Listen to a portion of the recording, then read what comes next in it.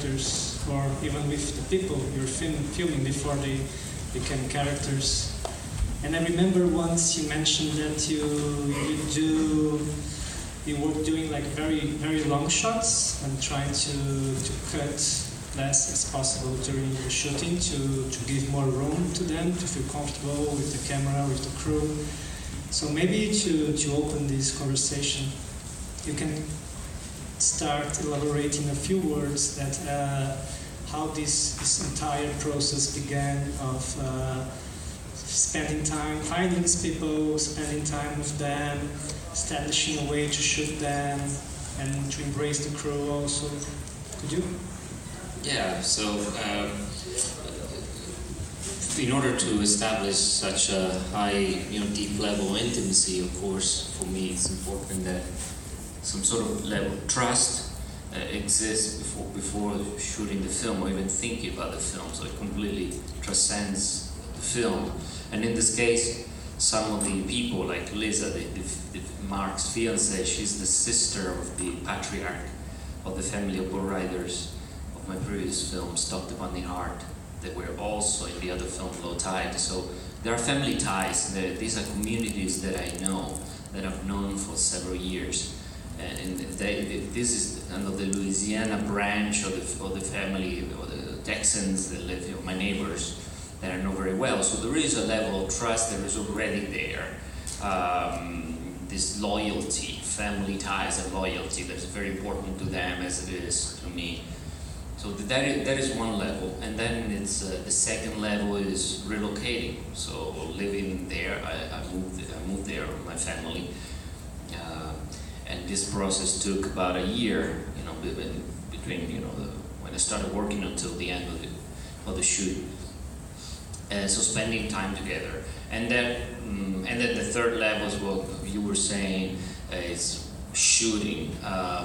So that my approach that I've used for all my films is puts a lot of emphasis on giving them enough space, like creating a safe container where they can feel free to just be who they are and express themselves with complete freedom. So in order to do that, it's true, I use long takes. I never cut. Since I shot this film digitally, the cards allow me to shoot for 30 minutes without uninterrupted. And that is important. That is not an aesthetic, or it's not the film language that I'm interested in. The aesthetics of shooting for the form of shooting in movement for 30 minutes, is the continuity of the shot. It's not that interests me. It's the fact that the more we shoot, the longer we shoot, the longer we don't cut, the least we as filmmakers, the film crew, we talk about film. So the film, us as filmmakers, and lose importance. We are quiet, and we in a way are in the shadow a little bit. And the characters take control of what's happening within 30 minutes. Inevitably, since this is about observing the lives, even if I put them in a situation, let's say ask a situation in a trailer, but within 30 minutes is such a long time that the truth emerges, and they feel comfortable with us there.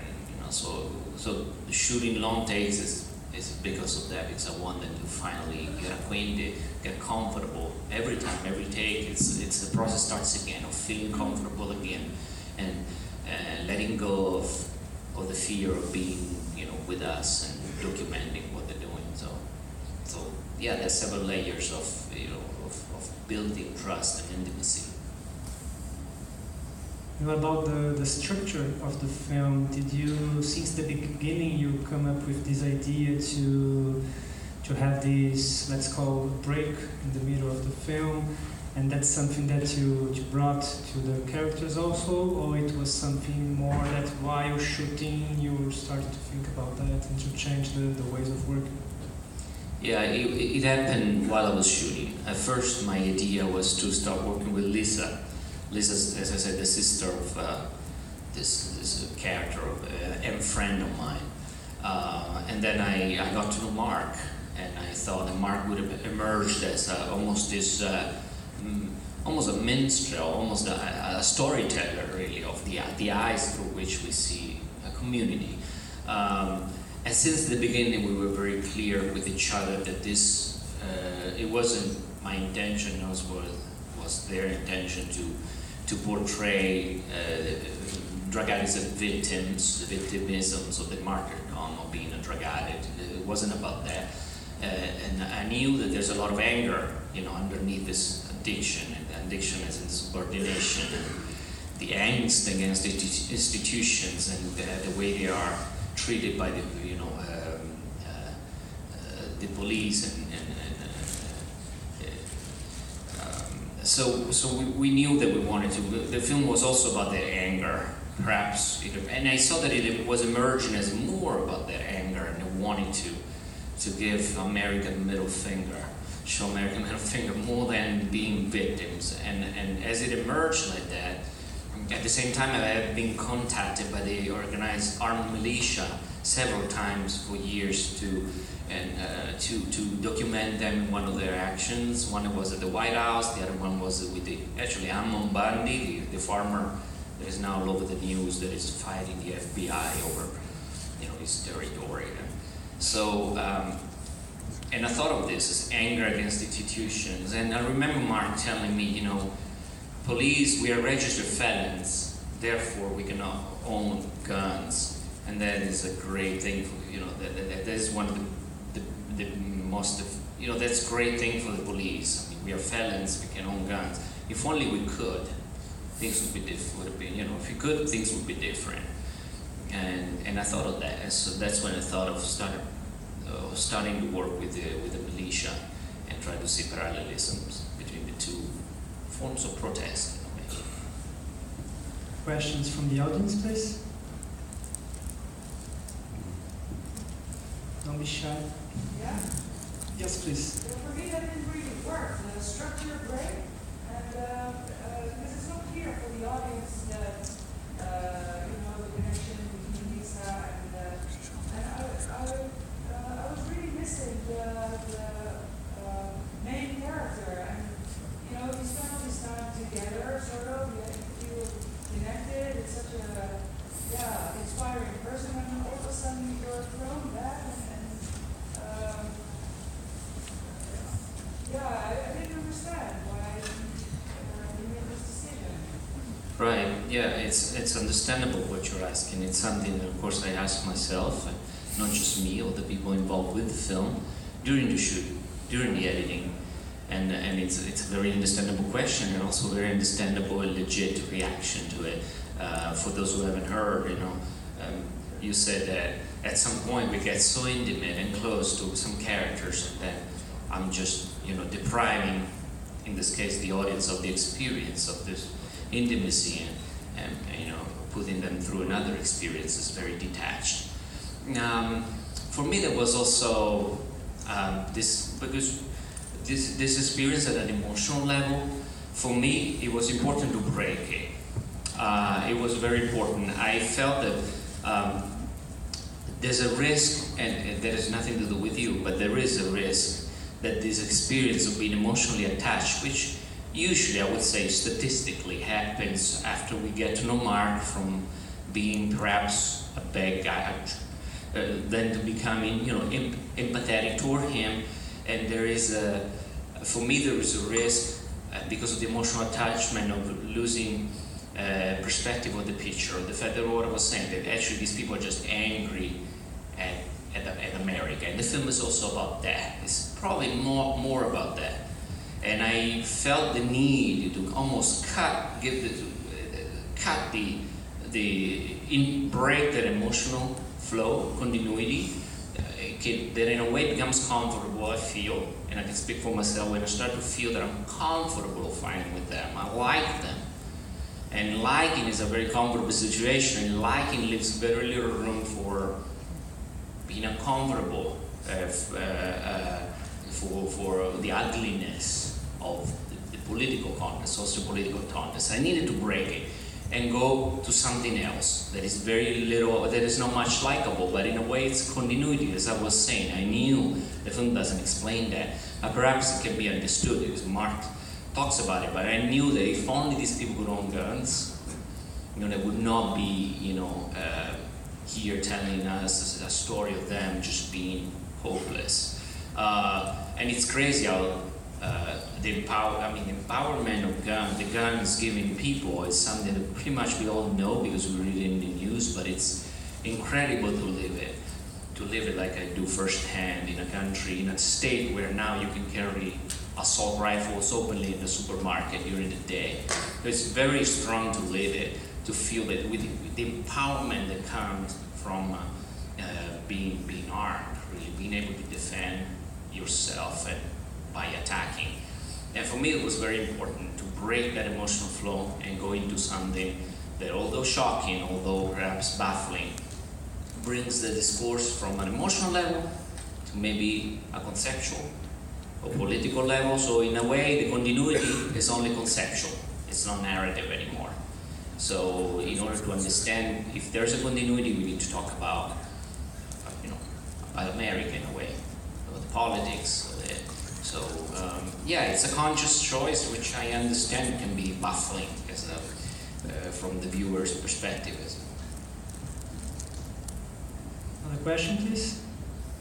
How much did you stage? How much did I stage? Yeah. How much stage, how much is documented? So it depends. If staging means to fake it, invent, create a situation with nothing. For example, Mark's end in the forest. Excuse me? You split the movie in two. It ends with Mark in the forest. He dresses up like he's going to some special, special occasion. Right, so that's not staged, it's just, again, it's part of a long sequence that is much more organic and natural if you saw the footage than it is in the film, in a way. So how much do I extract so that it becomes even an allegorical, but there is a bunch of sequences. How much of that is staged? Very little. How much of that is part of something very organic? Well, a lot of it. That sequence of Mark getting dressed, a very long process, I don't know many, we're talking, an hour or more of being with Mark, getting dressed. It was a day about thinking about his marriage. Mark got engaged in the film, as you can see it, and then he was thinking about, we went shopping for clothes. He was trying them on, and there's been, after that, there's a long time of just walking around, again, almost meta film, showing, talking, interacting with us, with the family members. We went for a walk, and then at some point,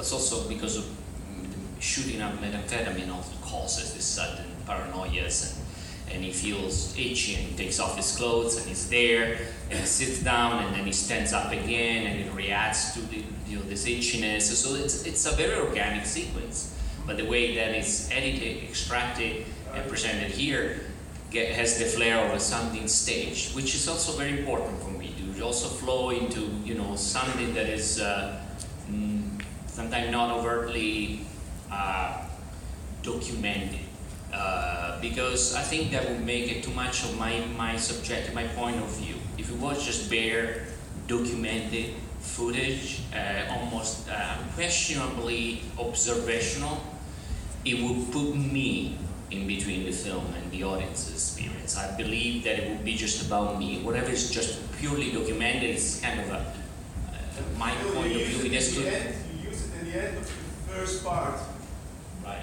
I think you did it on purpose, right? Because right. when you dress up like that, also with the ring. Yes, I use it. You want to think anything special because after that the movie changes. So in the beginning, the beginning, the kind of prelude, this introductory sequence, that came, it's the last thing I edited, and I did it myself actually, because in a way it ties into what the lady was asking me, like, okay, this film changes, and I felt, as I said now, I want to put the spotlight on this change, this separation. I don't want it to blend in, I don't want the two parts to blend in. I want to make a statement about it. And I thought that the prelude would actually introduce what's important about the film, which is two realities in a way mirroring each other. Right. So I created an interview. I very much like it also. Yeah. So I use, again, in the editing, I use the sequences. They serve my purpose. It's my way of telling the story. So I gather from observational footage, which is shot in long takes, which has moments that have a value that transcends pure documentary. Sometimes there's an allegorical value. For example, there's a lot of moments of it, even the ring, especially the way we edit it, the way we hold on to looking at the ring. And then I reassemble it, so to tell a story that goes beyond observation document, and again, so that's important for me. So yeah, I use it. What I want to say with that, with the ring, and it's Mark that wants to say something about it. I never asked. Mark indulges and hesitates putting the ring on. It's something that goes unanswered. Like you can only imagine what went on in his mind. I know that he has some doubts about the commitment. Perhaps that's something that goes on in his mind. Another question, please. When you were thinking about the project, did you just want to make a documentary on the situation in South America, or did you maybe hope for change or things like that? Or is it just a pessimistic view of the United States? So when I thought about this project, if I wanted to just make a documentary that in a way reflects possibly a pessimistic view of the United States, I was looking for hope and other stories.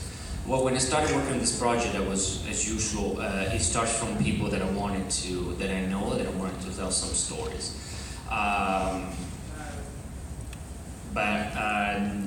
No, I don't know about the pessimistic view.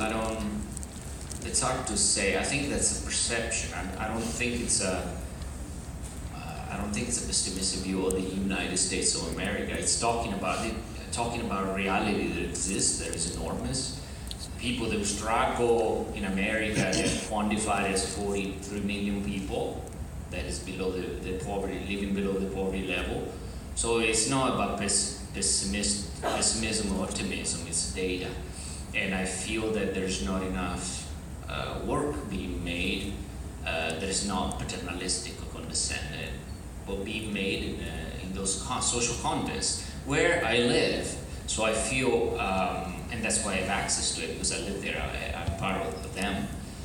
So I felt the need to go tell some stories, and then again, there is a lot of anger about in them. So I don't know if it's necessarily pessimistic. Perhaps the outlook is not bright for them. It depends how we see it, but I feel that it's more pessimistic. It's actually disheartening for me, angering the fact that there's such a divide between the institutions and public opinion. There's no political intervention in local territories at all. I mean, there's really a sense of abandonment, but it goes. It's not a nihilistic take. It is actually. I think the film asks for. People ask for change really all the time. So the old hopefulness that you talk about, I think it's in there and asking for a change. Nobody wants to give up, to the point that they'd rather fight than giving up. So that is asking for change, asking it brutally perhaps, but it is an asking for change. We have a final question over there. Yeah, so have you run the film in front of the people playing themselves in the movie?